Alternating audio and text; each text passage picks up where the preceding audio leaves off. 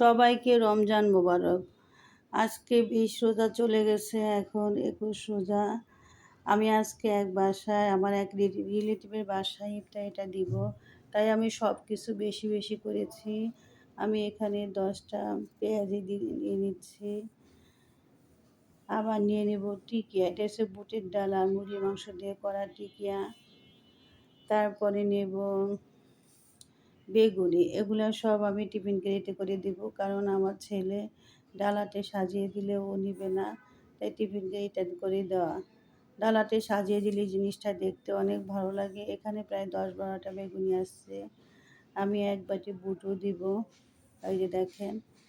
তারপরে ফল আসছে আপেল, আঙ্গুর, বড়ি, খেজুর আর এই যে তরমুজ। দেখেন তরমুজটা আমি কাটতেছি, কালারটা এত সুন্দর। তাছাড়া তরমুজ কাটতে আমার খুব ভালো লাগে। আমি এক এক সময় এক এক রকমভাবে তরমুজ কাটি। দেখেন কত সুন্দর তরমুজটা। আর রমজান